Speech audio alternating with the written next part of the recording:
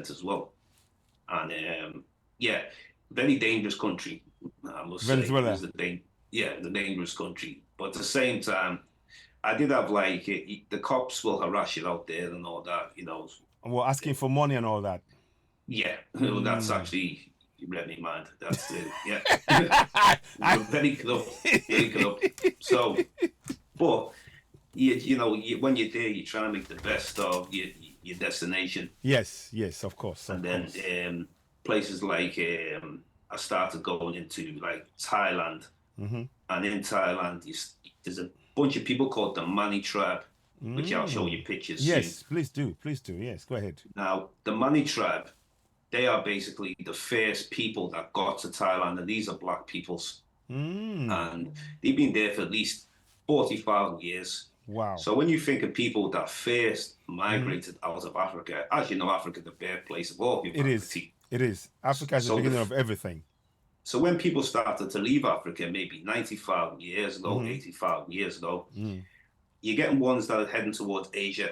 Yes. Now you will find them in places like they still got pockets of these people left in Asia. Hmm. So in India, there's tribals who Hmm. are originally African, the Yeah. first people that Okay. settled there. You will see them in the Andaman Islands. Yeah. You've still got them there. You've got Okay. them in.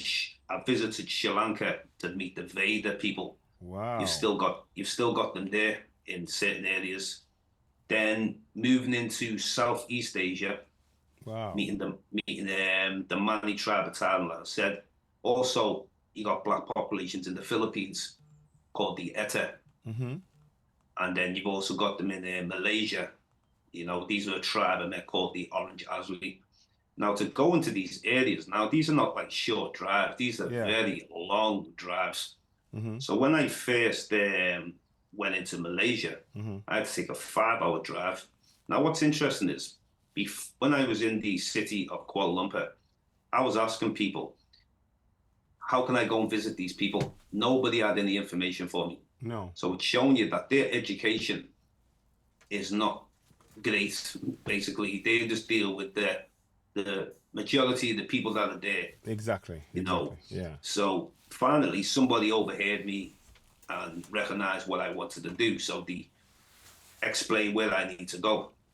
So I hired a 4x4 Jeep, got up there, 5 hour drive. Did you go do you go to places by yourself? Sometime, this time I was with one of my cousins when I went Okay. to Malaysia. Oh, that's good. That's good. Yeah. Yeah. And I was actually taking him up there because he was new to traveling. Hmm. Hmm. So they had something called the longest canopy in the world. No Okay. canopy. We had Yeah. to walk on it. Okay. It's considered the spiritual walk. This is what they consider it. So we Oh. had to walk on it. It was the most scariest walk. And you got to cross to the other side. And then you A meet more canopy. tribes. So a A canopy that's canopy. Now this, I'll tell you how high it was. Maybe mhm. 131 feet high and 500 meters width. And the trees are so high. The trees are even higher than this canopy. Now, there's warning signs in there. Beware of snakes and beware of tigers. So when I seen them signs, I'm like, oh my God, this is because they they're used Jeez. to the tribes. So they use something called a blowpipe. It's Yes, like a poisonous dart to and it'll kill the neutralize and prey in kill six and seconds. But I'm not trained with that. But I was now. hoping that them tribes will protect if a tiger comes or, Yeah. you know, and then they Wow. have pythons there and stuff. So that was like interesting experiences and getting to speak to the That's people. a baptism of fire, if you like. I'm telling you, I got a surprise when I up there.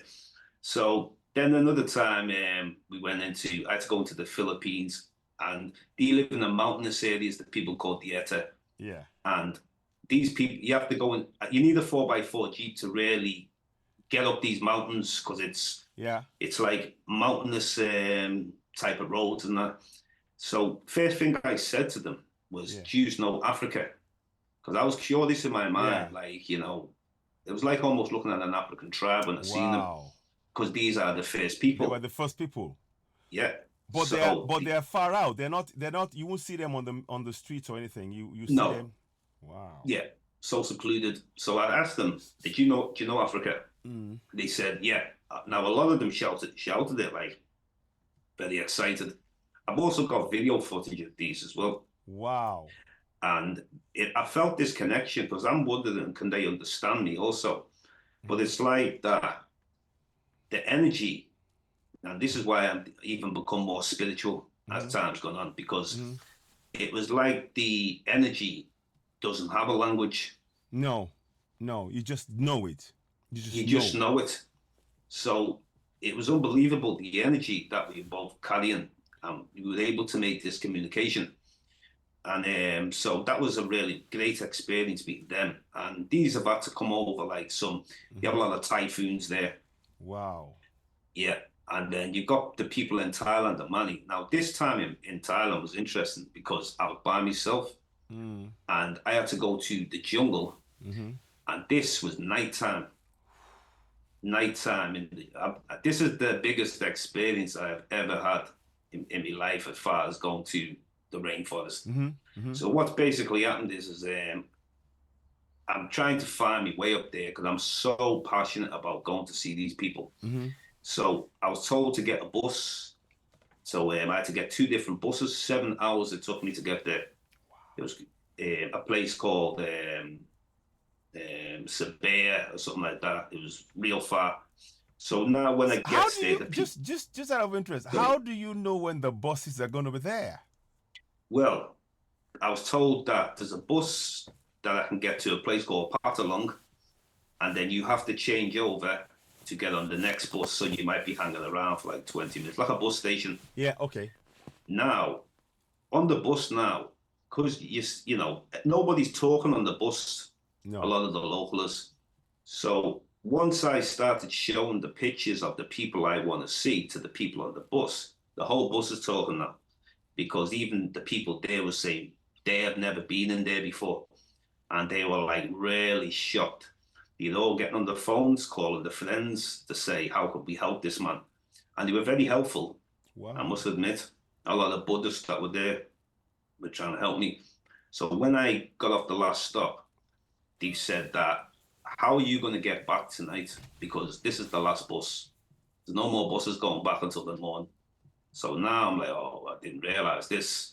So it took Shoot. me, yeah, I didn't realize myself. I should have done my homework, but some things are not really that simple. No. No. So what I've had to do is the people on the bus who I've just met said, you best go into a local place to stay that's not far from the The jungle. jungle. So they took me to this forest area. They didn't have to, but they No. just did it because That's they could really see kind of them. Great That's Spirit, very kind of them. So they wow. took me like into this forest area, Mm-hmm. and there's like a few huts that you can Mm-hmm. stay in, very cheap price. Mm. So now the person who's the reception there, he was there. They said, "Well, yeah, you best to stay in here then tonight and that." So I said, "Okay." So now all that's on my mind is I'm hoping that same day because I'm fired up. Mm-hmm. So I want to make sure I see them that day. Yes, exactly. So they say, we don't think we can get anyone to take you in tonight. So maybe tomorrow, blah, blah. So I said, okay. So now it gets to about maybe 9:30 in the night, 10 in the night, and the driver comes in. And then they had a discussion with them saying, this man wants to go into the jungle. So he said, well, okay. He said he'll take me in. So I was like, wow. And there's nothing that is bothering me. There's no fear in No, me. no, I no. just felt like I felt guided all the way. Yeah. That's how I felt. So he took me in there now. Now, when you go in the nighttime, Mm-hmm. you can't just go in there. No. You must first Mm-hmm. go and see a ranger because the ranger will take you jump on like as the like a open type of Mm-hmm. van, and he's taking you like into the jungle. Because if you go in there without giving them alert in the nighttime, don't be surprised if they hit you with the blow darts, That's what I was going to and think. That was the first thing I was going to say. because you be looked at as an enemy, disturbing in the middle of the night. So what he's done is the ranger, he said something in their language to alert them that were coming in. He's given me a torch because you've needed torches at the night time. Torch! So I'm like, whoa, shine the torch. I'm holding the torch to the floor as well because snakes are there. Snakes and wow. Tigers. You have tigers there. Whoa. So I'm like, oh, this is a deep experience. Now I sees the people now. Once I see the people, you that's feel okay. like, I just felt great. It was like nothing could bother me once I seen the people. You know, there was no fear, the mission has started now. So I was excited, taking pictures, getting video footage, eating with them. Yes. And they were very happy that they seen another brother coming in from another part of the world. You know, so the connection was really powerful. Could they speak any English, or you couldn't speak any no language connection, just sign language? They understand certain words. They understand black people, them words. They understand Africa. Wow. Now, what I did do, and I had a lot of pictures on my phone from different people around the world. So I was showing them, look, black people in Africa, Australia. So they started getting the message because a picture speaks 1,000 words. 1,000 words. So now they started getting understanding, like, well, another reason why I'm there. Because I'm letting them know, even though they are a tiny minority, there's only about 300 of these people in Thailand, Amani. 300. 300? Yeah. What happened to the rest? They've killed most of them off. Oh my goodness me. In Thailand? Yeah. Now, what's happened in the last few thousand years? You've got to look at the history now. There was large populations of black people in these areas. Now, what's happened is a couple of different things have happened.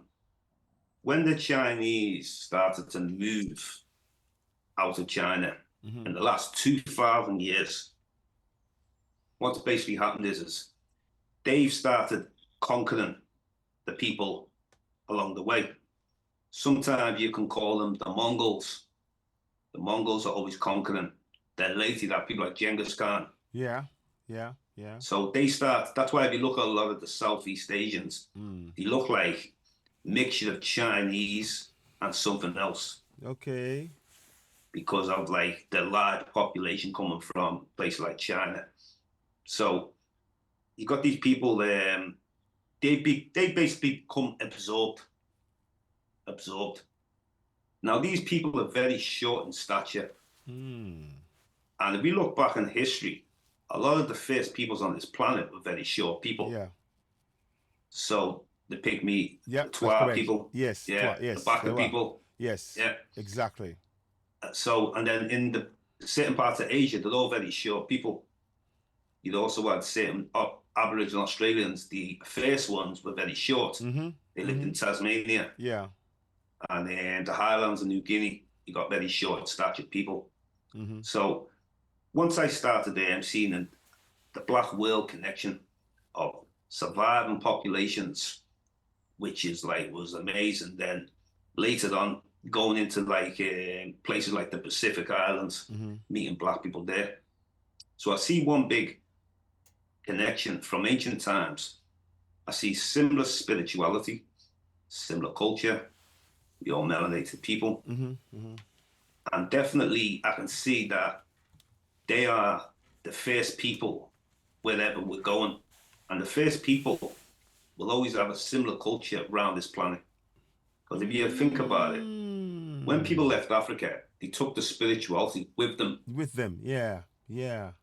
And only we can cover these topics. Europeans can't tell us about these things because the European race is only about 6,000 years old. Exactly. There was no white people before 6,000 years. No, according to science. Yeah. So, yeah, but these people though, like I say, in the nighttime going there was really an adrenaline rush. Wow. And then I had to stay, like I said, I couldn't get a bus back the same day. So I had to go back to a local hut to stay there. And then in the morning, I was able to get the bus 7 hours going back. Wow. So this was a big experience. And, I bet. And then even other places like the Fiji Islands, like I was saying, telling you they come from Africa. Lake Tanganyika, he said they reached Fiji 1500 BC. Wow. And I got to meet the chief. Twice I've been to Fiji, 2 times. And each time I got to meet the high chief. and the High Chief was very welcoming, and they were happy that a person with Nigerian descent is coming in, because they look at Nigeria highly, because they're very spiritual people, and they'll recognize Nigeria is really a spiritual place. Wow. If we really go back. Wow. So they connect spirituality, deep African spirituality, with that part of Africa, of the world, in Nigeria, as being highly spiritual. Yeah, they say they come from all of Africa. They see all of Africa as spiritual. But when I told them that Nigeria, then they were like, wow, you know, it was like they could see a high spirit, you know. Wow. And so I asked them like some questions. So tell me a bit about you coming from Africa. What is the story? Okay, yeah, they say they come from Lake Tanganyika, which is East Africa. Okay. But also, there's a connection with ancient Egypt as well. Wow. Where they say the chief met a woman, a lady from Egypt, and they set sail into the Fiji Island from there. Now, it's a far journey, but basically, you probably understood this yourself, where some of the chiefs who have like, you know, like, I don't know if you want to consider them like a shaman, someone who has like a natural type of powers. Yes. It's best if you cross the ocean with the chief. Yeah. He will guide you there safely. Yeah. Yeah. Because he knows about the winds, he knows about the current will carry you, where it will turn around, and because he knows everything. Yeah. So when they got to Fiji Islands, the place I stayed is the place where they first landed. It's called the First Landing Hotel. Now, they got something in the shape like of a golf course. Looks like a golf course, but it's actually a left foot, because the chief stepped out with his left foot first. So they've done something like the shape of a left foot. And the First Landing Hotel, they came and camped in tents when they first reached. So it's very interesting, like the people like in Fiji, place like Papua New Guinea, you know. Wow. But Fiji stood out a lot because they always say they came from Africa more than any of them. You know, and so they were very, very clear. That's the history they've been passed down. Very clear. And there's a book called The Legend that they spoke about. And this book called The Legend, it's got a lot of the information in there. But how come all of this stuff is hidden away? We don't get to hear all this kind of proper stuff about the connections. Because the Europeans took control of a lot of history. So the European will say this, the scientists will say, they came from Southeast Asia, and before that, they were in like other parts of Asia. Now, according to their oral history, they might have gone through Asia in order to get to Fiji. But as far as what they've told me, I can only go by what they told me, is they say they came straight from Africa, but they might have went through Asia. Yeah. You know, which would probably make sense because it's... Yeah. Interesting. And we have to also think as well of like how we look at the ocean now. A lot of islands are not there no more. Whether it's the Indian Ocean, Pacific Ocean, Atlantic Ocean, there was a lot more landmass. Also, the sea levels have risen. Yeah, so that's true. You know, so, and then meeting like the Aboriginal Australians, very spiritual people, and it was interesting meeting them. And it's a shame to see a lot of them alcoholics, homeless. Yeah, you know, but that we have to remember that was part of the government policy. They knew that the alcohol did not agree with their system. In fact, it's foreign because they don't drink it. All the sugar and all of that just turned it just made their head go completely. And they can't handle nothing like that, you know. They can't handle nothing like that, you know. It's not really in our DNA to be able to handle that way. Europeans can smoke, drink, do everything, and it doesn't affect them as it would affect our people. And they did that knowing that they would control them, you know, so whatever means possible. I mean, we talk about the Tasmanians, you know, that were wiped out, you know. Terrible. And what happened there was crazy. And the last one was, the last man was in 1890 or something.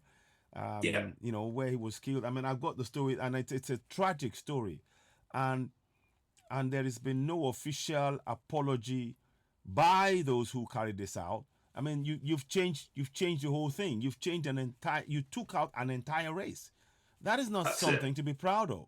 That is something to Terrible. hang your head in shame about. But Yeah, those are things. I mean, it's interesting. Those things you don't find in books. They don't talk yeah. about it.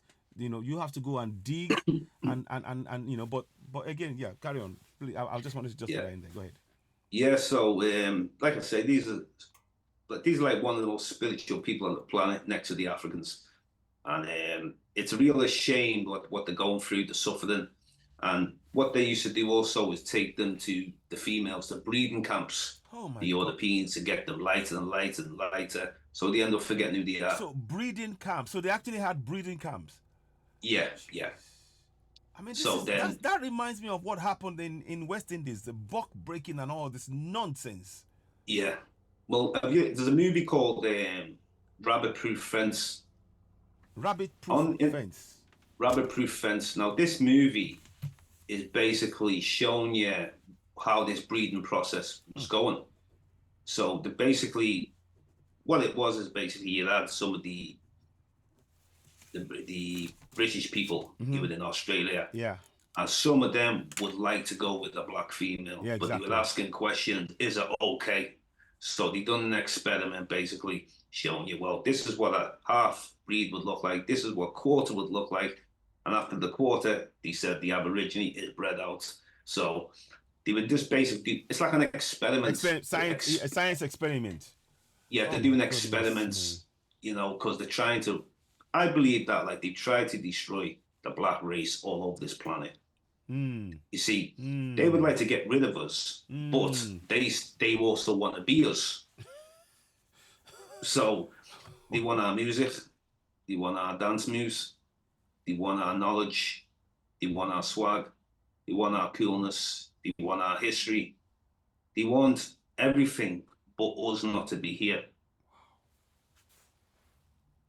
Man. Now, it sounds crazy, but No, but yeah.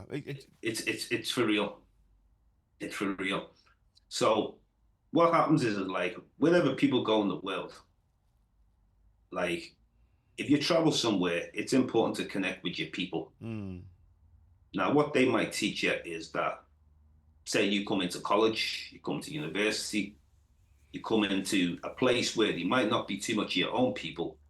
These Europeans will advise you to stay away from the local people. They will tell you about this area is about reputation. Don't Mm-hmm. go down there. Mm-hmm. So it's automatically sometimes a disconnection. And also, when people are looking to get on and have a better job, Mm-hmm. they don't want to put you to the direction of your own people, as if No. your own people can't help you. Yeah. Yeah. So this is the impression that, well, it is facts. But even like down in the Pacific, Mm. places like Hawaii, now that's another place that was a complete takeover Mm-hmm. in Hawaii. Mm. So the last Hawaiian queen, you can see her depicted as a black woman, you know. Yes. Yes. Yes. She is. So Yes. You're right. I a lot saw of the Hawaiians were more darker they were skinned. their skin Yeah, than the current you still ones. find some of them, but they're in certain areas because they've been bred out. They've just had constant Europeans coming in there and trying to get the women, make the women go lighter and lighter. And a lot of them also died out as well from the diseases that the Europeans brought. Brought. Yeah. So it was this is another way I I'll mean, be I'm wiped thinking of out. the Red Indians and the blanket, that smallpox blanket. That Yeah, oh, I'm doing you a favor. Here's a blanket, and they gave them blanket, and they yeah. killed. Now the Hawaiians and that they actually, speaking to the Hawaiians myself, ones that are quite spiritual and conscious, they would tell me that Africa is considered the land of the gods, the land of the spirits.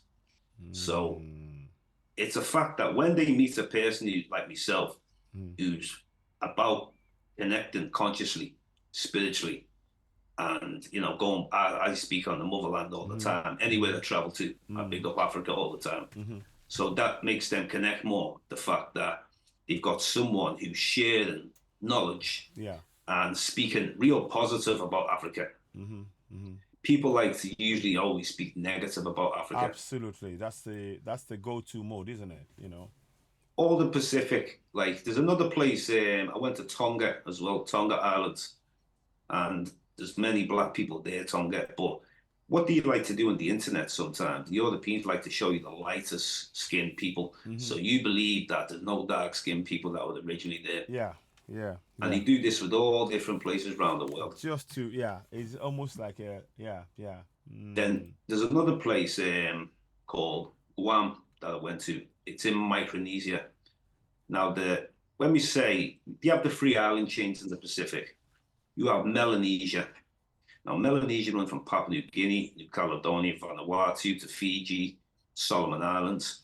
Now, the reason why they call it Melanesia, because these were more the darker skinned people. Mm. So they decided to call it Melanesia. Then you have the larger islands, which is the many islands, which is Polynesia, which runs from New Zealand, Hmm. Hawaii, Tonga, Samoa, Tahiti, and a few more islands. Then you have Micronesia, the small islands, which is considered like you have Marshall Islands, Hmm. you'd have different places like Guam. Yeah. So when I went to Guam, the American Navy basically took over the place. Hmm. So because they took over, I got to meet some Micronesians and they were very afraid to speak. They Speak, were yeah, very because it. afraid to. So we had ones that linked up with us and took us a few places, but I could Hmm. see they are They were so very under reserved. pressure. They're under They're under guard. pressure too much. Yeah. So it was a shame that though, but for me, it was about me still connecting with them. And Hmm. I thought, let me get some pictures of you so I can show people what the original Micronesians look like. Hmm. But Hmm. that's one thing I'll always make sure to do. I get either video footage or take some pictures or even Mm. interview them if I've got to. And when I come back, I can share it with the people wherever they are. Mm. Because we must share these information with We people. must. We must. There's an How? African brother. Yeah. One sec. There's an African brother who's on the show from Burkina Faso, Okay. Yes. teacher in philosophy. Hmm. Now he is based. I will link you up with him. He is Okay. based in New Caledonia. Wow. New Caledonia is in the Pacific Islands. Wow. So it shows you like how far this brothers came from Hmm. Burkina Faso Hmm. to go all To the way go all to the New way. Caledonia. But That's. I'll actually introduce him to you, Yes, please. and Yes, please. he would Yeah. probably be a good person to get on your show as Oh well. yes. Oh yes. Well, I'd love to. I'd love to. I Yeah, think we need to. What we need to be doing is doing expanding our reach in terms of connections. Making connections. One to the next, to the next, to the next, because that way we can reach more people with this essential information that we are, Africans. We want a better Africa, and we are going to work together to achieve it. Nobody, those who are oppressing Africa right now, will not. They don't want Africa to succeed. That's the yeah, plain fact. The only people that will make that work is you and I, and others who are yeah, like-minded, who want to see a better future for the coming generation of Africans. Because Africa is big enough. Africa is a land that you can feed China, the whole of Europe, US, and some other places. About five different, big landmass areas onto Africa, and there'll still be enough change left. mm, It is that huge, and Africa has got, with that size, only 1.3 billion people on it. Whereas yeah, in China alone, China, the size of China, you can feed China to Africa maybe at least 2 or 3 times, and China alone has got 1 billion plus.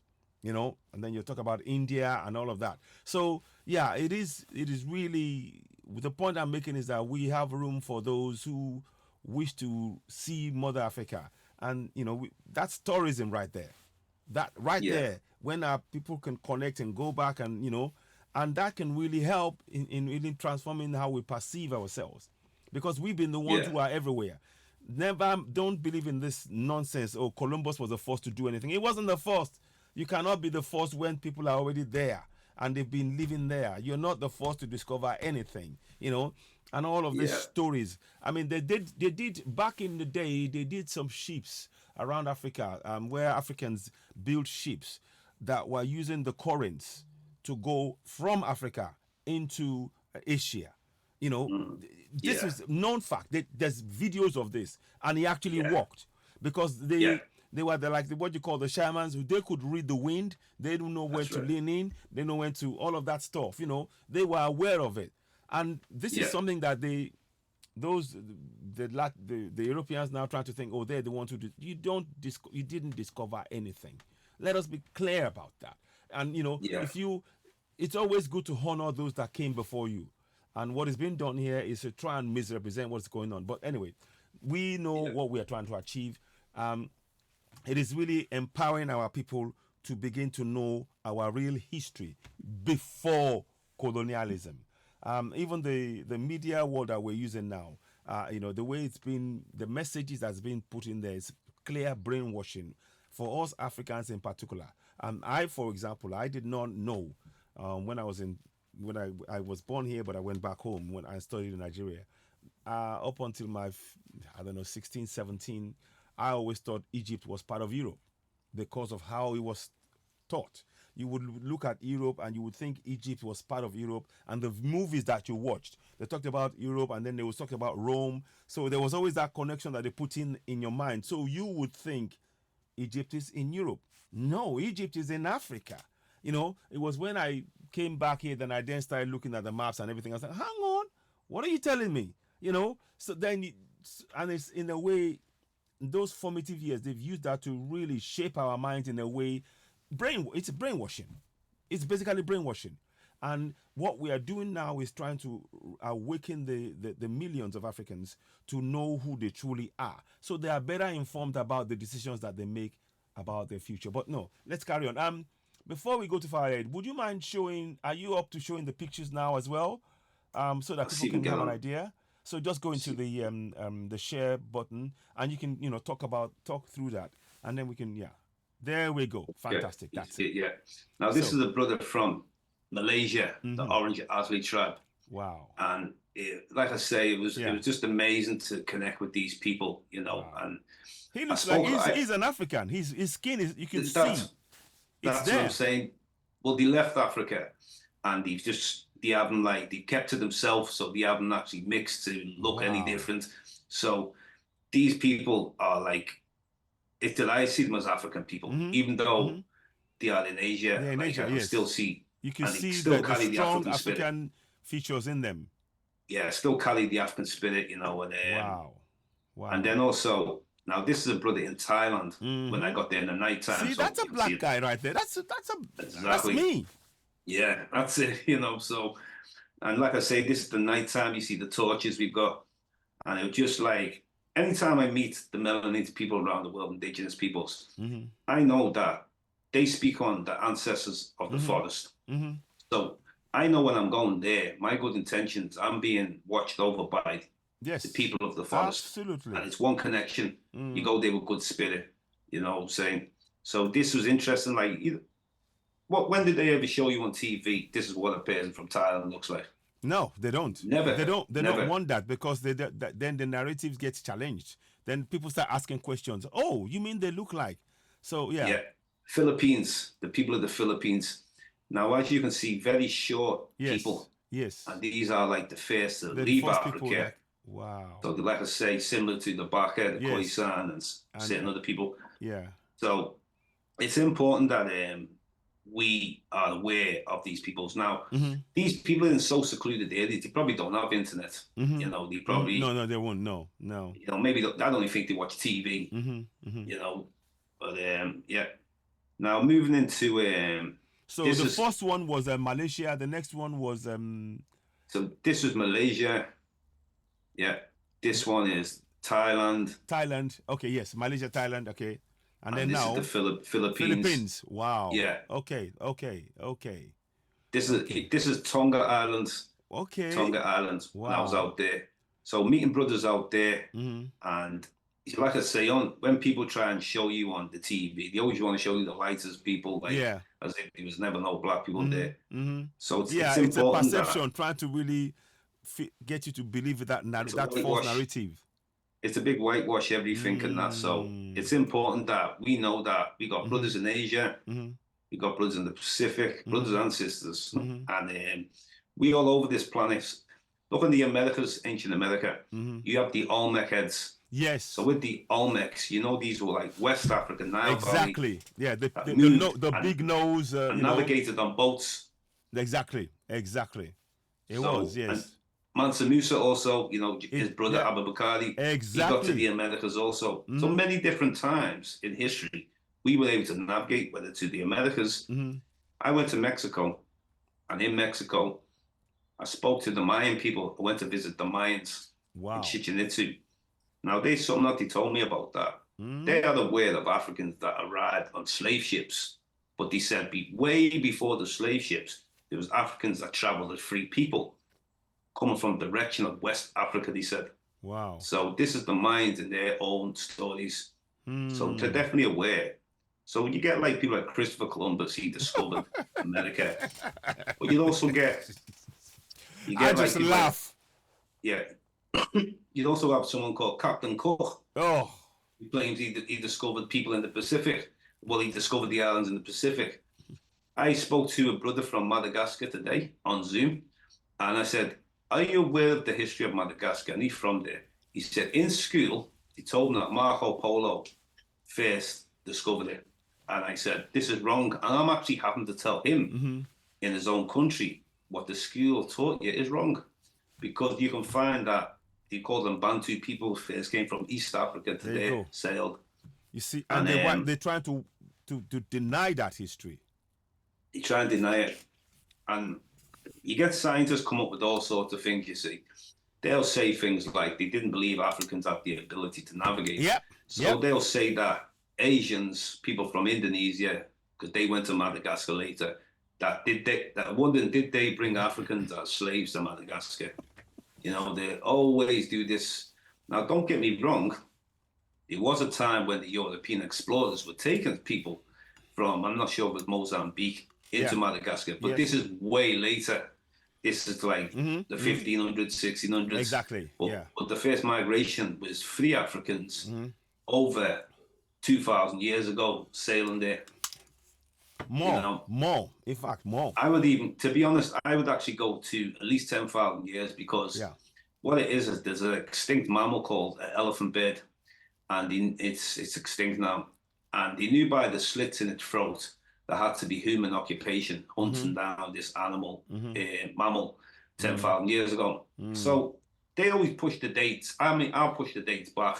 They're here to like just change the dates. They Well, want it's us all to about, you believe. see, everything that's been done in this system is to make the original people not have a sense of who they are, or even have an inkling of Yeah, their even connection with the soil, the bearings, to lose complete completely disorientated. yeah. That is why we must begin to take control of the narrative. Programs like this, I hope we can get more people doing discussions like this, so that we can open our eyes and tell our own stories. Because you see, when somebody who colonized you tells your story, they're going to have a spin on it that favors the colonizer. Well, we need to tell our story from the point of view of our point of view, devoid of all of this lies and innuendos and things designed to distract and keeping us from knowing the truth. So I'm really grateful that you're sharing your insights and the knowledge you've gained from your traveling. And I really want to give you kudos for actually, putting yourself out there to communicate with a lot of Africans, and you are proving something. They're And always, also, yeah, go ahead. also another thing, when it comes to things like civilizations, they always act like Africa didn't have civilization. We had many civilizations before everybody, and we birthed the world with civilizations, not just That's only the why. first people. That is India, why. China, Exactly. Southeast Asia, Everybody. Europe, the Everybody. Americas, Africa the is the birthplace Pacific. of civilization, and they know it. It's not a. It's not even. Look, for example, I don't know if I told you, my Yoruba people, we have our history all the way back to as much as 13,000 years back. There is a place called Cave of Ashes in Isharon in Ondo State. There, they found the body of a 30-year-old man. He was backdated to between 130 to 13,000 years old. That's, See, they say that. Well, I'm happy you said that because they always want to believe that Nigeria was colonized very late. it's this this is why we got to take control of our own history. We can't We be must. having like Europeans coming, just digging everywhere, and then they're gonna carbon date it and say, well, this is the age, you know, and they're looking for gold when they're going in there. And it, Resources. and in when they start tampering with the dates and carbon dating and making false things, they're usually trying to hide something that they can have access to later on. So, That's right. and that is one of the things that we need to be really be aware of. I'm on this something of a drive right at this minute. I don't know. Christianity in Africa has really destroyed a lot of our African beliefs. And if you go Yeah. and look in the museums all over the Western world, it's full of African artifacts stolen. Even the Vatican has got 10,000 artifacts taken from West Africa, and they are not giving it back. And again, with museums, you go to Germany, you go to France, you go to Spain, you go to Italy, you go to Poland, you go to Netherlands, you go to US, you go to Canada. It's Everywhere. full of what they've taken, Yeah. and unless we start speaking up and saying, look, you took this from us, and art is an expression of ourselves. So all the carvings that they took away from us, they are denying our youth those carvings, to be able to express themselves from an African point of view. And what they're taking from them, they take that and they give them a Bible, and they're brainwashing them, and they allow a Quran, and all of that is taking our people away from who we really are. So they are doing untold damage to us. Well, now we know, so we are going to be addressing that. Apparently, it's coming out that a lot of what Picasso did was a lot of the artwork that they stole from Africa. Because when they took it and put it in the museums and all these places and they hid it, he started copying the drawings. So when they say Picasso, there's some pictures and things that when you now look at a drawing by an African, a named African, maybe hundreds or thousands of years ago, that's where he got the idea from. But these are not being discussed. So we really need to take possession of what they took from us. Because sometimes they will come up with things and they say, we did this. But the genesis of it is in Africa, for example. But yeah, carry on, my brother. Let's proceed. Go ahead. Yeah, so it's important for Africans of the diaspora, whether you're in the Caribbean, America, UK, anywhere in Europe, to connect with your African people. You must visit Africa. I've traveled around a few places in Africa, like Namibia, South Africa. Okay. Madagascar, I've also been. Okay. Kenya, Tanzania, Yeah. Gambia, Cape Verde, Wow, man, Egypt, well Morocco. traveled. How was it like in Egypt and Morocco? What were those areas Well, like? here's what it is in Egypt. In the north, the people are very pale, but you have the pyramids there. You have the pyramids in Giza. So Giza is like by Cairo in the north. So most people want to see the Great Sphinx, the pyramids, Then you got Luxor. Now Luxor, it starts becoming a bit more different as you get to Luxor. They call Luxor, they were saying this is Upper Egypt, upper meaning like you're going towards Sudan, Yes, yeah. So a lot of people are more darker skinned in Luxor. Luxor was actually a decent place, actually. Now, when you get to Aswan, this is going south again, you will see majority of black people. You also have the Nubian village there, the original people. So it made sense for me to travel from Cairo to Luxor to Nubia, well, the south, because I wanted to see who these people were, the surviving populations, because I know these people in the north, we know they didn't build no pyramids. They might claim they did, but we know they didn't through research. They were conquerors. One of the research that I've been doing, and I haven't been, at the bottom of one of the mosques, they found pyramids, and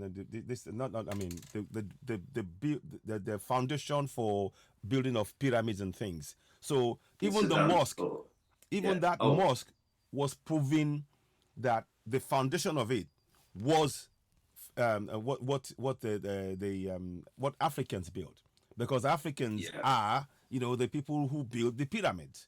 So when they try and twist and say it's Arab and all this stuff, it gets exposed, So predates them. It predates them. Thank you. So, and I think it's important that we begin to take control of that narrative again. Yes, you are in control now, because of what you've done in those places.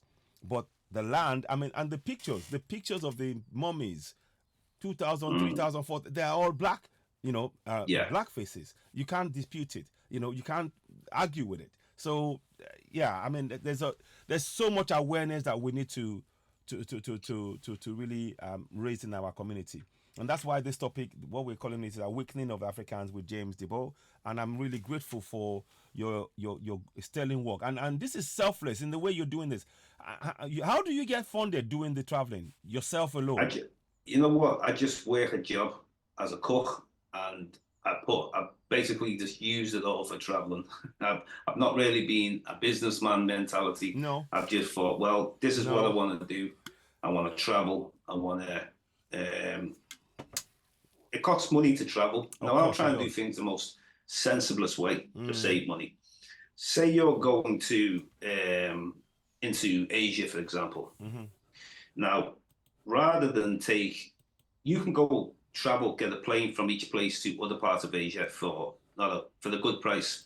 So rather than just keep going one place, coming back, if you travel to a place and then get a plane to different countries from that place into Asia, it'll actually work out cheaper than doing this as a separate trip. So you go multiple places, so your return would be, because I remember when I went to in 2017, I first went to Thailand, then from Thailand I went to Malaysia, then I went now Malaysia is very cheap to fly a different place from, then I flew from Malaysia to Sri Lanka, I flew back from Sri Lanka to, where did I go to? Cambodia and Vietnam. These are all cheap places, and when you get to these countries, they're very cheap They're to very live cheap too. Okay, good as tip, well. good tip. So I don't like to do things that are luxurious. No. I can just have a basic place to stay. Yeah. As long as it's clean and it's safe. That's all that matters. So that's basically it. This is over the last 20, like around 20 years I've been doing multiple traveling. But that's the main thing, just working. And I've never had funding. It would be nice to have funding. Yeah. But I don't want to wait for it, because if I would have been waiting, I wouldn't have done no trips. Yeah. Yeah. Fantastic. No, this is the thing is, what this tells me is that there must be some kind of drive in you that has actually told you need to find, you got to, you need to do this because we need you to actually tell our story. What I'm saying is that in your DNA must be something that is telling you to put this trip together, because I believe that I firmly believe that our ancestors speak through us. We are our ancestors, and our ancestors are us. So that that symbiotic sort of yin and yang and everything else in us carries us. So and you embody that. As a child, my mum always bought me like a globe, maps. So when I was a child, I used to look at the globe, and it's almost like going into the world, So I already knew from a child. I was curious, very, very curious, looking at different places on the map, Interesting. But like I say, I realized how important it was when I seen all the whitewashing. And I realized, like, why are people trying to hide our history and try and put themselves into it? Like we were saying about Egypt. You got North Africa. Now, I also see a disconnection with North Africa and Sub-Saharan Africa. Big disconnection with people in the North. So in Morocco, you have people, you had the Moors, the original Moors and the Berbers. These were black people, African people. Now, it's all being whitewashed. So when they show you the Moors, they'll tell you they were either European or Arab or Turkish. Yes. But we know, like, you can look back Moors at are black. End of story.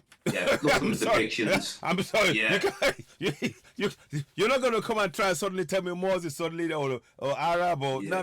Moors are black. And even before that, you had Hannibal, the Carthaginians. These are black. But when they depict them in these movies, it's always a pale person. And the first university in Europe is in Spain, Salamanca University. That's right. Yeah. So these are things that many people that are not aware of. In fact, the story goes in terms of civilizing Europe.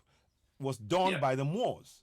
You know, they That's taught right. them things in studying books, having a shower, all of this stuff was done by the Moors. That's right. Yeah. You know, many people don't know that we have libraries in Africa, in Mali, and in Timbuktu.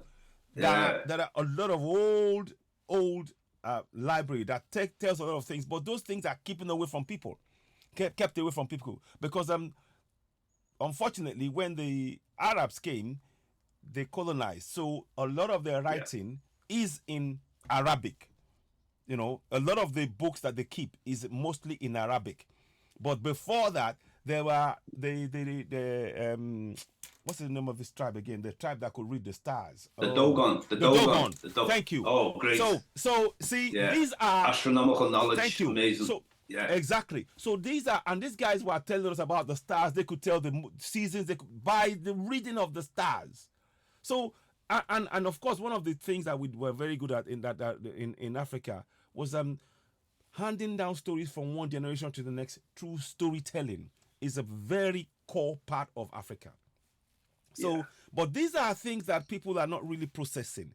And I even I found in Nigeria, in Oyo, there is a place where we had some writings that have been done, but many people are not aware of. We had our own type of writing that I'm discovering. I'm going to research that and come and talk about that as well. But largely, it was a lot of storytelling about, you know, one generation to the next, and using of course in in Yoruba land, Ifa, you know, the Ifa divination, where you have the you know that when the Babalawo reads the Ifa, he throws the Ifa down, and the Ifa would tell you the name of a child, you know, what year, what season, what food to eat, what clothes to wear, all of that. You know, these are powerful stuff. I mean, so much so that the Ifa, the 0101 of the Ifa is what is being used in our computers that we're using right now.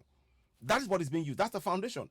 But a lot of people do not know all of this. So we as Africans, we need to, when I say a lot of people, I'm talking Africans don't know this. And we have to make this kind of information, you know, available. And the kind of thing that you're doing, what you have just done now, demonstrated by you traveling and continue to travel as you're doing, is showing us that, you know, despite all these restrictions, we can connect, we can have our own communities, we can build our own social networks, excluding all of the propaganda networks that is being used to try and deliberately suppress our thinking and our own view of ourselves. Because the view of ourselves as people has been very negative, deliberately so, by the system designed to oppress and keep us under oppression. So I can't overemphasize how important this is in terms of what you discussed. And by the way, those of you watching, please, I'd like you to go to Culturation by James Diboe. Culturation. I tell you what, I've put the link on the page. I think I've shared it on the. Let me just see if I've got the link here again. Make sure I got it. Yeah, you've got the link. That probably is, yeah. Yeah, so let me go and put the link again. I'm doing that on the live broadcast on YouTube as I speak to you, so I'm going to share that again, because I want people to we need to help each other. That's one of the things I wanted to say again. I want us to really, as Africans, make sure that we are helping each other. Don't just sort of go, oh, it's okay. If you know, when you see a program with James Diboe like this and you're watching, don't just watch. Or myself, like it, subscribe, share it, tell friends. You know, tell 10 of your friends to follow. We need to literally build our community that way, and it is doable. There is more of us on this planet. We don't realize.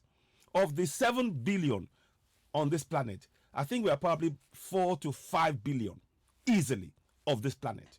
Because in the UK, I mean, in Europe, there's 500,000 of them, and then, I mean, you know, half a billion. And in the US and all that, another 500 million, and you know, the Asians and all that makes about 2.5. But the majority of the people on this planet are black people. But definitely, the way the perception that we've been placed, if you go into Europe, oh, you're in minority. If you go into US, you're in the minority. If you go into you know, other minority, whereas in actual fact, you are the majority in the entire world. And these are perceptions that we quietly they've conditioned us to buying into, and we need to Now, really another begin to. place, Yeah. another place I should mention where I went to, and this is Hmm. very important. Yes, please. Yes. Brazil. Yes. Brazil. Wow. Wow. Now, in the history of Brazil is Mm. amazing because the majority of people brought in the transatlantic slave trade were taken to Brazil more than even America. And a lot of people don't speak about this. I connected with some Black Brazilians when I was there, and they still speak Yoruba speakers as well. So Wow. You see now, that? See what they that? did, what they did in the late 1800s, the European decided to bring about 4 million, maybe it's a 5 million white Europeans over to try to whiten up Brazil. He wasn't happy that Brazil was a very predominantly black Black. place. So that's a very interesting place that Wow. Wow. we've got See to know that? we've got to know our geographical area where we are We on have this to. planet. We definitely have to. Yeah. And yeah, definitely appreciate sharing the link, Yeah. the Culturalation, Yeah. Yeah. because Definitely. definitely So I'm sharing it. important I'm that going we to share that connect. again. I want to make sure I've shared it before, but I'm going to share it again. The more we Yeah, share it, the more we are, it helps us. And I always believe that, when somebody is doing something like this, it is important that we support that. And actually, some other African kid somewhere around the world may watch this and say, "I want to do that."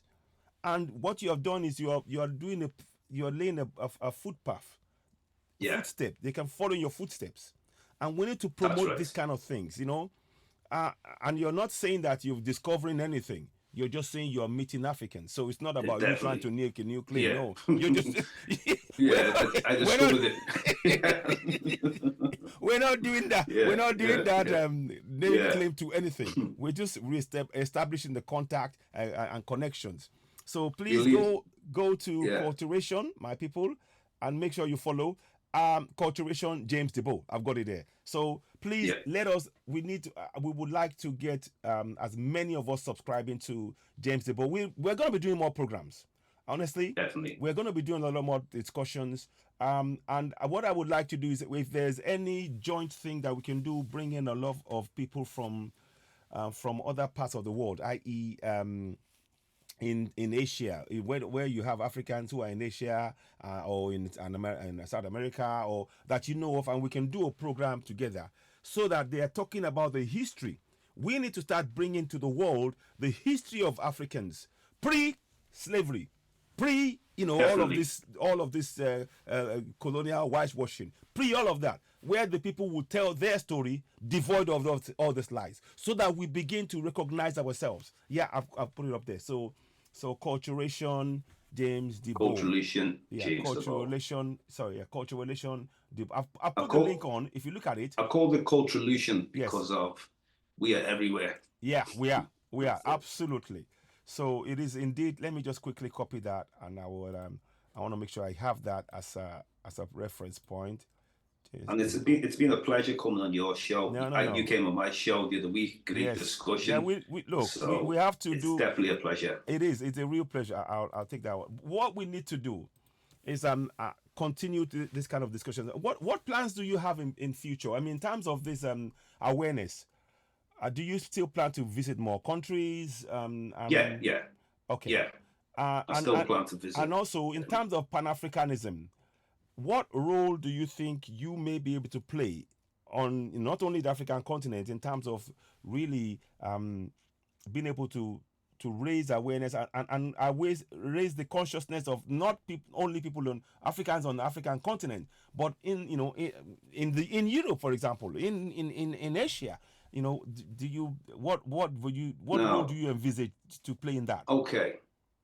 Now, in the UK, now where I am in the city, I've Hmm. done things like put events on. Like I said, I brought Renault Rashidi before. I've Okay. also I started the podcast here, and Hmm. I was interviewing.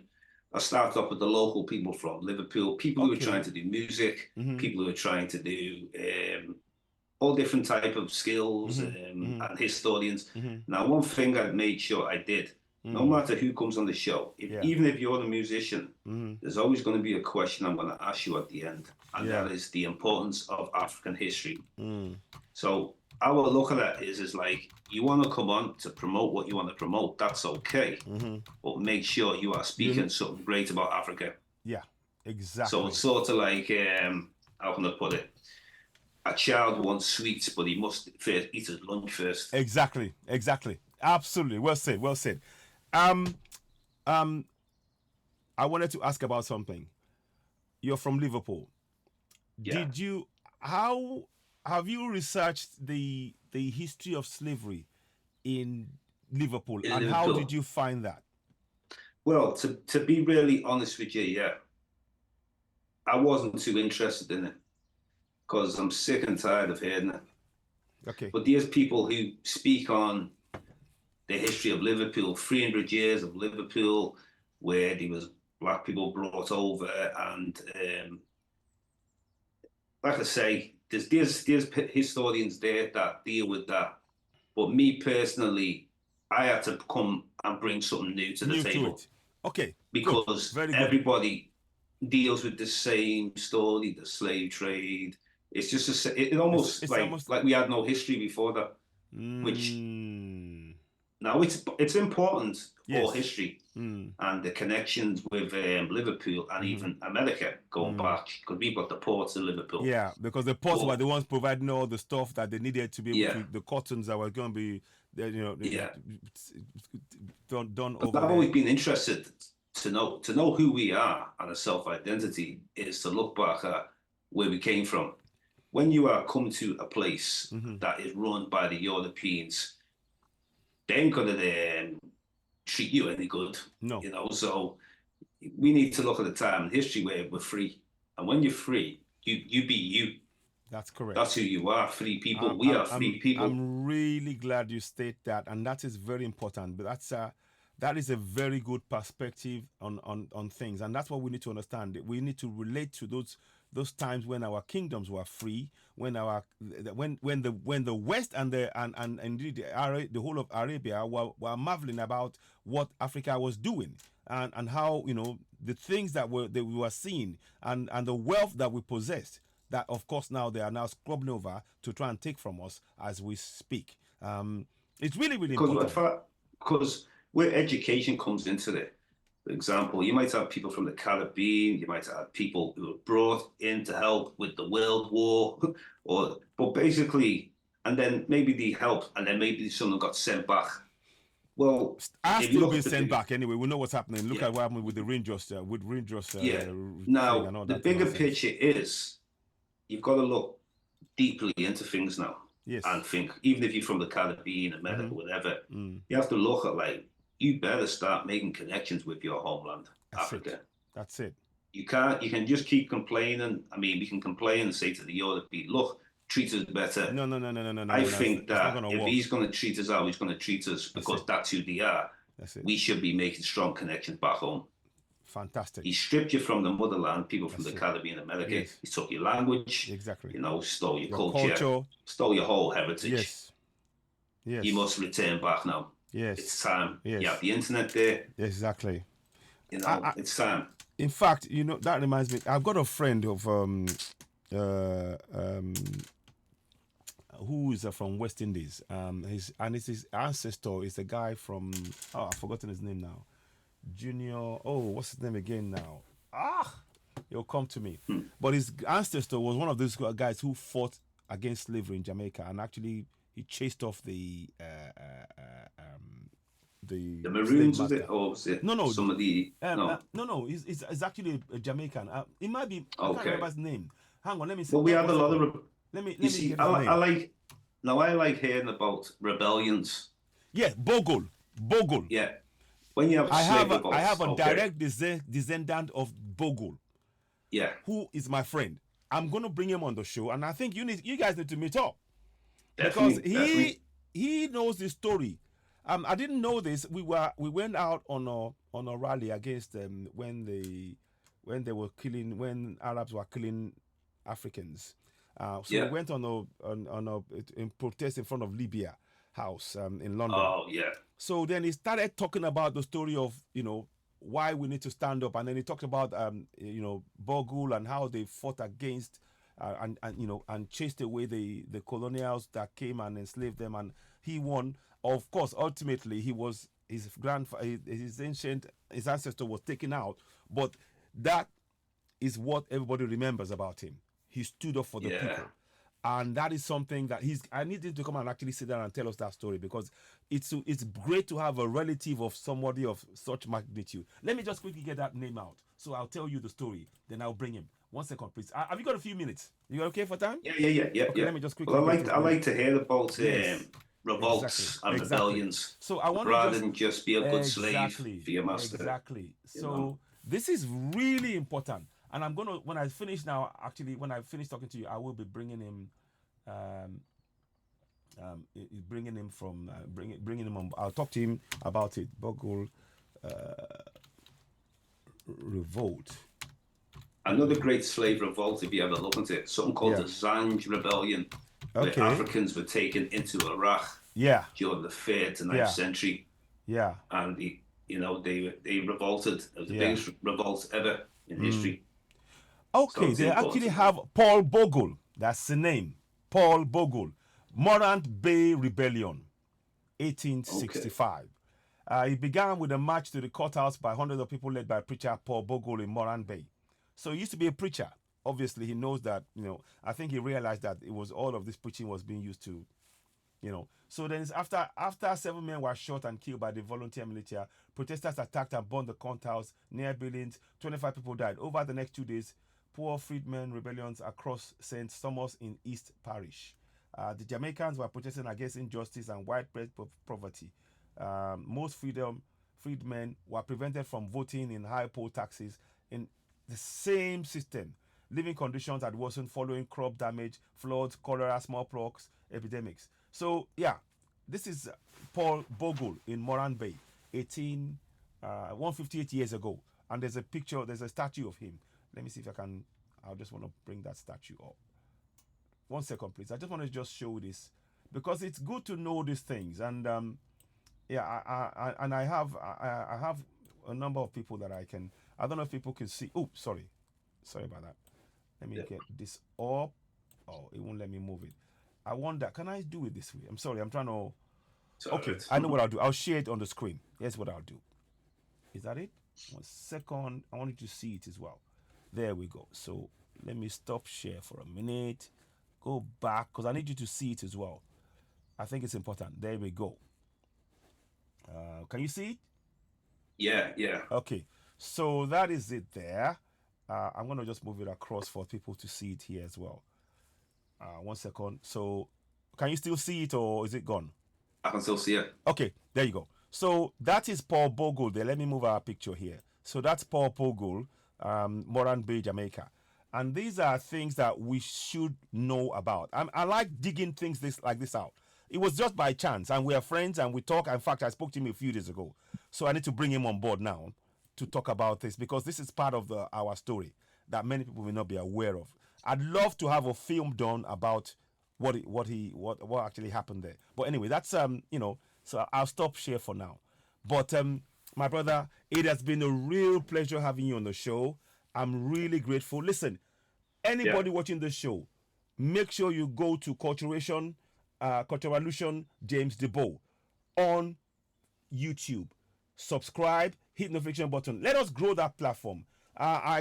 Kudos to you, my brother, for the work you're doing, for the enlightenment, the pictures you showed of the people in Thailand, in Malaysia, in Philippines, in Tonga, and Hawaii, and all of these things.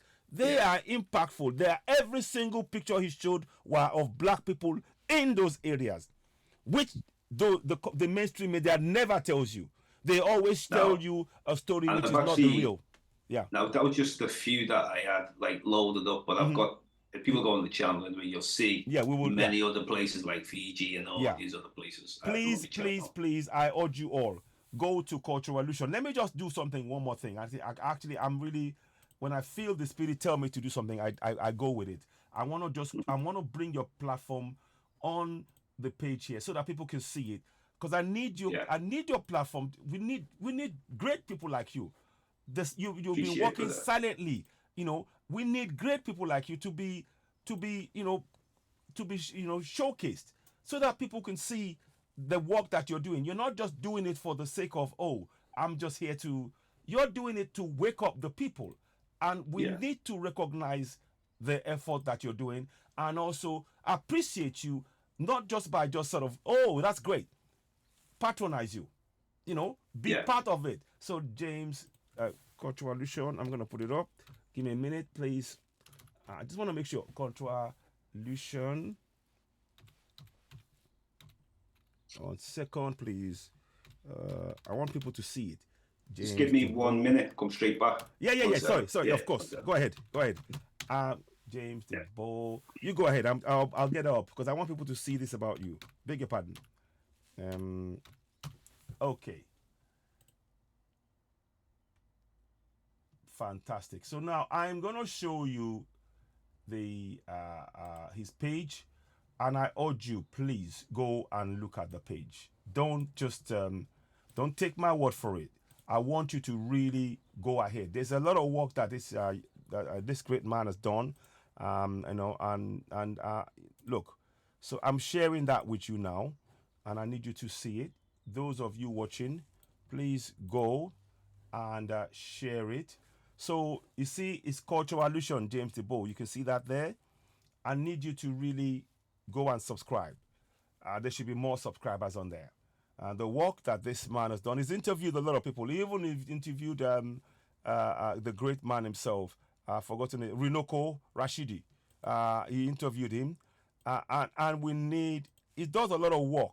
He's done a lot of work and interviewed a lot of people. He's even interviewed, I didn't even get this. He's interviewed Robin Walker. And I think we need to bring Robin Walker on the show. We will be talking about this. We'll probably bring him on the show and talk about things. We need to bring him on board. I think it's time we do that and talk about things. I mean, I do have 1 or 2 concerns about things I've seen from him, but that's not a problem. What we need to do is to really look at that. So I mean, my name is on there. I'm honored to be on this platform and being on a part of the people who've interviewed. But you can do the same thing. We need to support each other. Please subscribe to Cultural Allusion James Diboe that you see on the screen. It is of immense importance that we do so. The man himself is just away from the screen for a few minutes, but I'll wait for him to come back before we wrap this up. It's just giving you a taste of what he's done, and I'm going to see if I can find, let me see, Runoko Rashidi. Let me see. I want to just find out if I've got that there. Yep, there you go. So there you see his interview with the late Runoko Rashidi. May his soul rest in peace. So you can see it there. This is the work by James Diboe. On this platform, it's a platform, Citizen Anyway, the platform where we speak truth to power. We want to encourage us all as Africans to explore as much as possible the things that we know of and find out information and begin to reconnect to our great Africanness. That doesn't mean that we are putting out anybody else's light. We are just making our own light become that little bit brighter so that we can reconnect and be who we are and be comfortable in that.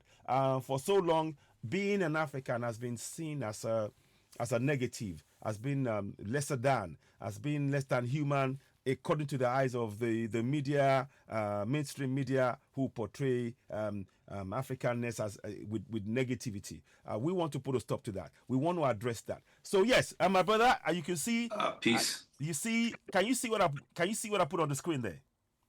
Yeah. You see that? You got it on the Runoko Rashidi. There you go. So yeah. And I'll put your page on there because I want people to go and subscribe to you to help you because you're doing a lot of work here. A lot of great work, and we will do. What you've done now, you've basically talked about on pictures on Asia. Maybe we might do another picture on Australia again, so that So I would do shows like this so that people know the work you've done. And Haiti and all of this stuff. And I'm not Haiti. I'm Hawaii, sort of. That you talk about Hawaii and all that. So, but what I've got, is on my channel. Mm-hmm. Some of the latest ones, like this here, is actually, now see this is a documentary. This one here, Original People. Okay. in the Yes. red. Yes. Yes. This is actually a documentary. Fantastic. See, people, So people, if you please look on watch this, this. I'd love you all. You can see it on there. I'm sharing his screen with you. And please, as Africans, let us help. The only people that can help us is us. Okay? If we do not, we are all we got. We are all we got. Please that's it. share this brother's page, subscribe, hit the notification button, give him thumbs up, give him likes, leave comments. Because the work he's been doing is phenomenal. And he's been doing this for over 20 something years. And is committed to raising awareness in our communities. He's even started to do. He did things in Liverpool to help other people, promote other music, to help people. You know, that's the commitment right there, and that's what we need. We need more of us doing this. I've been connected with some professors around different places of the world as well, black professors. So in Africa, in different places. So that's what's important. Trying to. I noticed that you had Walker there, something Walker. Robin Walker. I'd like to actually, I'll speak to you afterwards because I think there's something I wanted to do with that as well. I actually have the book and I wanted to bring him on board and talk about his book again, to a certain extent. And Professor Carver, I've had on. So many great, also Ancestral Voices, about them on as well. Okay, fantastic. So so you guys look through, share the videos. See this one here? Yeah. This is the first podcast I ever did in my life, and I did it on the American Man Show. This one. That's the first podcast. Wow. I was invited. This is the man who first gave me my show. Wow. Fantastic. Because I did a couple of interviews with him, then he gave me the show. Now, fantastic. I have my own show just through Zoom. No. Listen, my brother, this is awesome. So please, those of you watching, you're watching Season AY, the platform where we speak truth to power. Of course, I'd urge you all, go ahead and subscribe to Season AY, hit the notification button, give us thumbs up, help us reach more people. As you know, this is the platform where we speak truth to power. We aim to enlighten, encourage Africans to reach our true greatness by collaboration, working together, being neighborly towards each other, being patronizing our businesses, our products, our ideas, sharing tourism activities such as you can see with James Diboe, enlightening our people with knowledge, because we need to change the narrative. The negative narrative of Africa must be put to bed once and for all. We are great people. We are the birthplace of civilization, and we must rise back to the very top of the tree. Whether those who wish to detract us like it or not, it must be so. So shall it be. Ashe. Thank you so much, my brother James Diboe. I'll put a stop to the thank you very much, brother. Thank you so much. You've been watching Season AY, the platform where we speak truth to power. Let me just make sure we. I look forward to watching this back. You have to send me the link. I'll send you the link now so you can share thank you. And I'll put the link. You will see that I've shared your link on there. I'll put it on and I'll put it in the description section as well so that people can see what we're doing. So just 1 second. Hang on 1 second before I go. So, ladies and gentlemen, you've been watching Season AY, the platform where we speak truth to power. We'll be bringing more great, interesting programs. Watch out for more discussions. I'll be bringing in a guy called Junior Bogle as well. He can tell us about that, his ancestor, direct ancestor, and that will be great to hear his own view about it. Watch out for that. There will be other things that we'll be talking about as well, and we'll be bringing, no doubt, James Diboe back on the show. There's a lot more for us to discuss and explore. And of course, within the UK, what are we as Africans doing? Are we patronizing African businesses? Are we all going to an African business every week, buying from them? Do you buy your clothes? Do you buy your drinks? Do you buy your shoes? Do you buy anything from an African shop? If you don't, start doing so now. Thank you so very much. You've been watching Season AY, the platform where we speak truth to power. I'll be back later on. Let us share this. Thank you and bye for now. Bye for now. Thank you very much. Yeah. So